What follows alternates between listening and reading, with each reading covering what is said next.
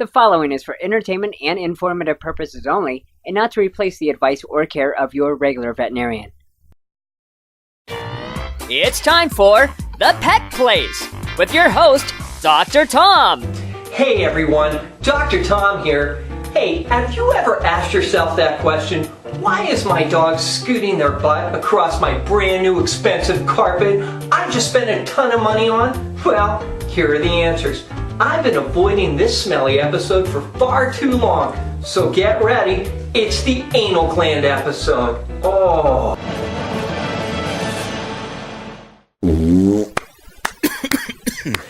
That's right, everyone. Anal glands. If your dog or cat is scooting their butt across the carpet, well, it's most likely because they have problems with their anal glands, or called anal sacs. But just what the heck are these anal glands anyways? Hey, let's take a question from an average, everyday citizen on the street. Kind of like this gentleman right here. Yes, I'm an average, everyday citizen, and I have a question for the very handsome doctor. I was wondering, just what the heck are anal glands anyways?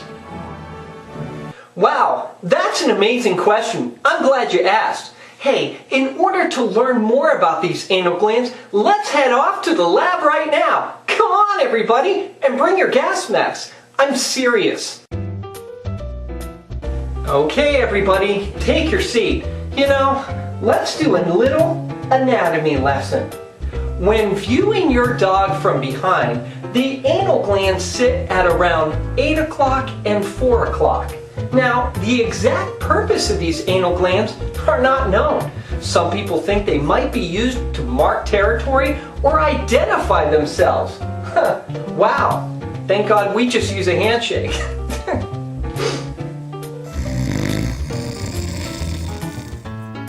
Now, if your animal is scooting their butt across the carpet like that, it may be due because their anal glands are having an irritation, an inflammation, or worse yet, even an infection, like an abscess. This can be very difficult to get under control, but it is treatable. So if your dog or cat is experiencing a lot of scooting, make sure you make an appointment with your veterinarian so that they can make sure that the anal glands aren't infected or irritated or anything like that. Yes, I see you over there. You have another question. I have one other question. Just how often does my dog need their anal glands expressed anyways?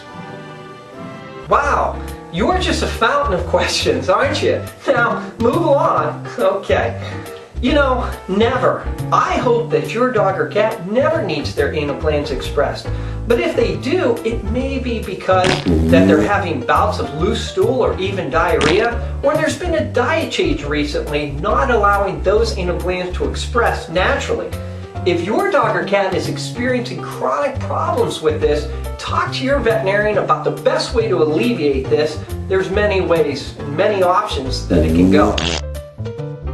Listen, if your dog or cat is experiencing this problem, make sure you make an appointment with your veterinarian as soon as possible. I'm Dr. Tom, this is The Pet Place. Thanks for showing up, and I'll see you next time. Really? This guy again? Okay. Would you like to see me do the robot? I throw my hair back and forth.